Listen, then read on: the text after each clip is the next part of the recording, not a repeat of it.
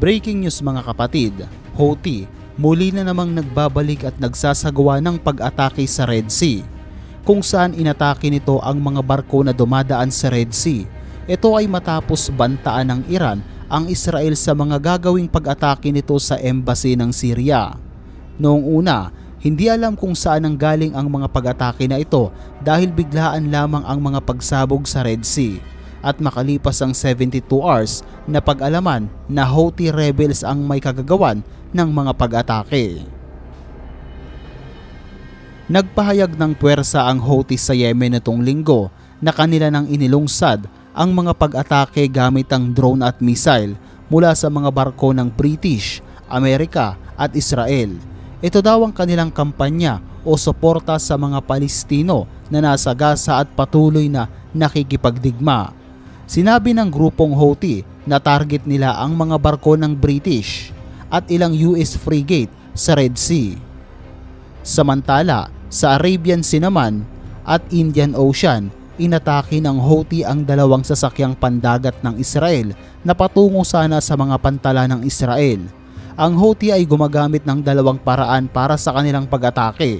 Una ay ang paggamit ng drones at pagpapalipad ng missile. Ang ilang mga barko na dapat dadaan sa Red Sea ay umiiwas na dahil sa ginagawang panghaharas ng mga Houthis.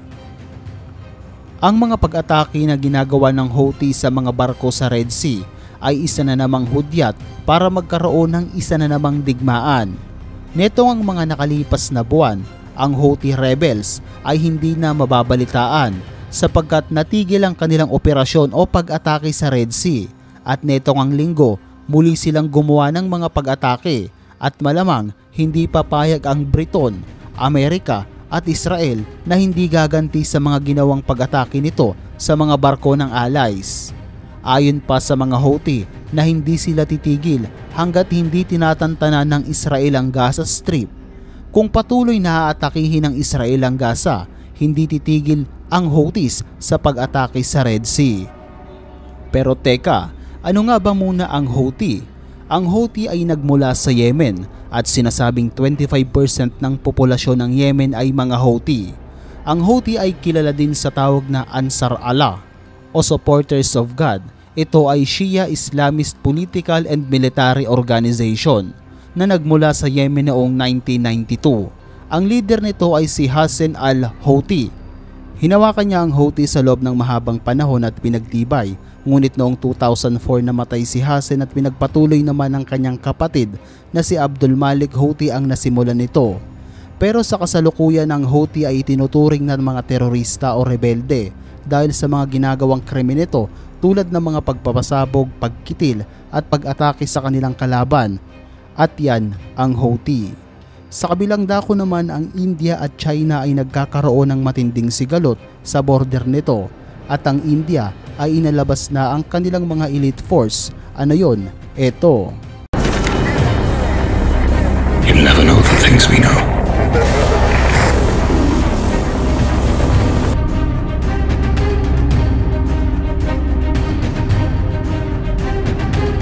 Pinakakinakatakutang militar ng India.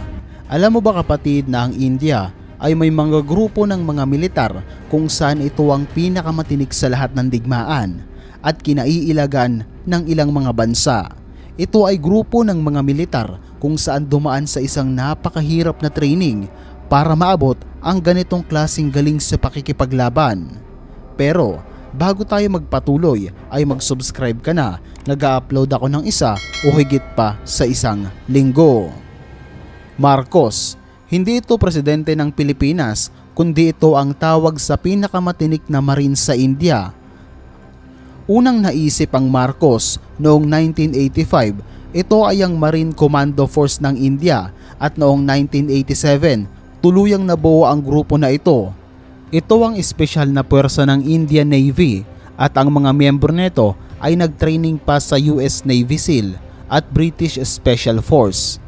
Sa mga unang buwan na mabuo ang Marcos, sinabak agad ito sa gera sa Sri Lanka laban sa Liberation Tigers of Tamil Eelam o LTTE noong July 1987 at grabe ang ipinakita ng grupo na ito. At dahil sa husay nila sa pakikipaglaban, taong 1990, maraming lihim na operasyon ang ginawa ang Marcos tulad na lang ng Operation Tasya 1991 laban sa LTTE at Operation Zadabort noon namang 1992. 1993 naman, pinigilan ng Marcos ang pagpuslit ng mga armas mula sa Somalia. 1999, sumali ito sa isang gera. Ito ay ang Kargil War. 1995, nang permanenteng ipinadala ang Marcos sa isang operasyon para ubusin ang mga militanteng grupo sa Jammu at Kashmir. At noong 2008, sumali din ang Marcos sa pag-atake sa Mumbai. Kasama nila dito ang National Security Guards. Isa ang Marcos sa pinakamatinik na sundalo ng India at kapag nagkaroon ng sigalot sa kanilang bansa, maaaring lumabas ang mga ito at ipagtanggol ang kanilang bayan. Hindi masyadong kilala ang grupong Marcos dahil ang mga ito ay kinukuha lamang kapag gipit na. Para Special Force. Ang Paratrooper Special Force o SF ay ang espesyal na puwersa ng Indian Army. Itinatag ito noong June 1966 pagkatapos ng Indo-Pakistani War. Ang komando unit na ito ay tinatawag din bilang Meghdut Force. Ito ay sumali na rin sa digmaan tulad noong 1965. Ang unit na ito ay lumaki ng sobra at umabot sa 2 batalyon. Ito ay ang 9 para at 10 para. Ang unang misyon ng combat unit na ito ay isinagawa noong 1971. Ito ay ang Indo-Pakistani War kung saan ang para ang nanguna sa misyon na ito. 1988 ang para din ang nanguna sa operation na tinatawag na Operation Cactus upang ibalik ang demokrasya sa Maldives at pigilan ang kudeta laban sa pangulo nito na si Maumoon Abdul Gayoom.